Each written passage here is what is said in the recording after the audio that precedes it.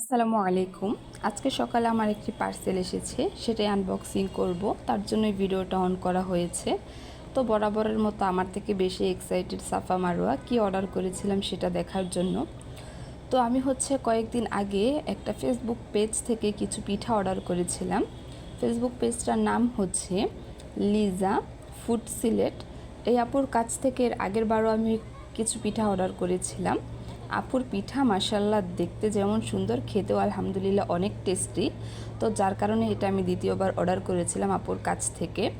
আপুর পেজে বিভিন্ন প্রকারের পিঠা পেয়ে যাবেন, সেখান থেকে আমি কিছু কিছু পিঠা অর্ডার করেছিলাম। তো এখানে কয়েক প্রকারের পিঠাই ছিল, যেগুলো ছিল আমি তার নামটা ভিডিও লাস্টে বলে দিচ্ছি।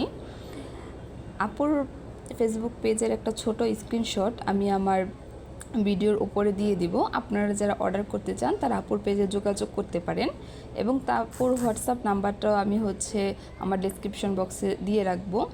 আপুর পেজের লিঙ্কটাও আপনাদের সুবিধার্থে আমি আমার ডেসক্রিপশন বক্সে দিয়ে রাখবো।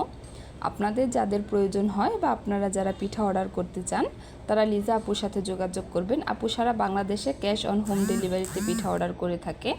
আলহামদুলিল্লাহ এত টেস্টি ছিল আপুর পিঠা যা বলার মতো না। আমার ছোট ছোট মেয়েরাও মাশাআল্লাহ অনেক পছন্দ করেছে। আপনারা দেখতেই পাচ্ছেন যে সাফা মারোয়া কিন্তু প্রথমে পিঠাগুলো খেয়ে নিয়েছে।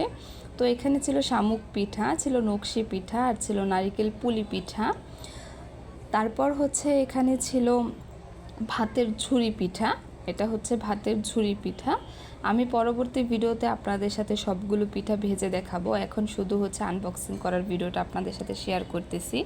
তারপর এখানে ছিল শিরিঞ্জ পিঠা, এবং তার সাথে ছিল ঝিকিমিকি পিঠা। তো এই দুইটা আমি একসাথে মিক্স করে একটা প্লেটের মধ্যে নিয়েছিলাম। আর এটা ছিল রেশমি পিঠা। এটাও কিন্তু দেখতে মাশাআল্লাহ অনেক কালারফুল এবং খেতেও কিন্তু অনেক টেস্টি।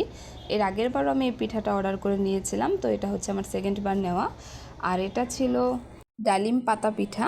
তো যারা যারা নিতে চান তারা এখনই অর্ডার করে ফেলুন।